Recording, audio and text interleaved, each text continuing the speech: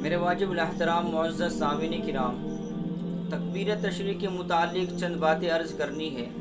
پہلی بات تو یہ عرض کرنی ہے کہ تکبیر تشریق کی ابتدا، اس کی شروعات، اس کا پس منظر کیا ہے، اور دوسری بات یہ ہے کہ تکبیر تشریق کب سے کب تک کہنی ہے، اور تیسری بات یہ ہے کہ تکبیر تشریق کس نماز کے بعد ہمیں کہنی ہے، اور چوتھی بات یہ عرض کرنی ہے کہ تکبیر تشریق کیا صرف مردوں پر واجب ہے، کیا خواتین حضرات پر واجب نہیں ہے۔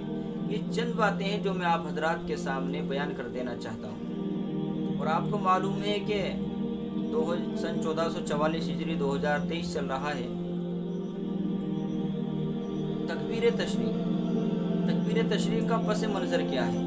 جب حضرت ابراہیم علیہ السلام اپنے بیٹے حضرت اسماعیل علیہ السلام کی گردن پر چھری چلا رہے تھے، اور حضرت جبریل علیہ السلام ایک فدیے کی شکل میں ایک دمبا لے کر حاضر خدمت ہو رہے تھے، تو دیکھا کہ حضرت ابراہیم علیہ السلام اپنے بیٹے کی گردن پر چھری چلا رہے ہیں، تو حضرت جبریل علیہ السلام اس ڈر سے کہ کہیں باپ بیٹے کو قتل نہ کر دے، ذبح نہ کر دے، تو حضرت جبریل علیہ السلام بول پڑے اللہ اکبر اللہ اکبر۔ تو جب حضرت جبریل علیہ السلام کی زبان سے الفاظ سنے تو حضرت ابراہیم علیہ السلام بول پڑے لا الہ الا اللہ واللہ اکبر۔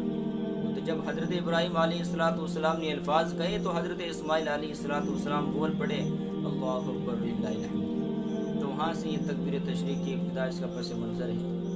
تکبیر تشریق کے الفاظ کیا ہے؟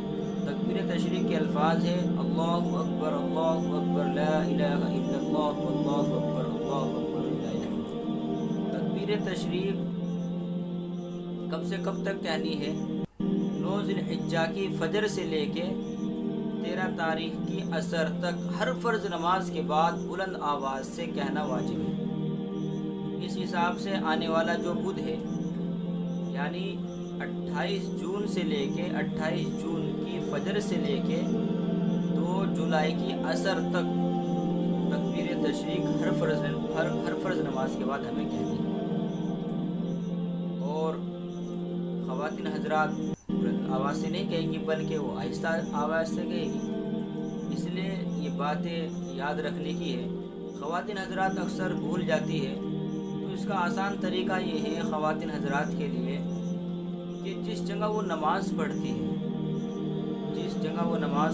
کونا ہوتا ہے نماز پڑھنے کا، تو جس جگہ وہ نماز پڑھتی ہے اس جگہ پر اس کو لکھ کر لگا لیں تاکہ وہ یاد آ جائے۔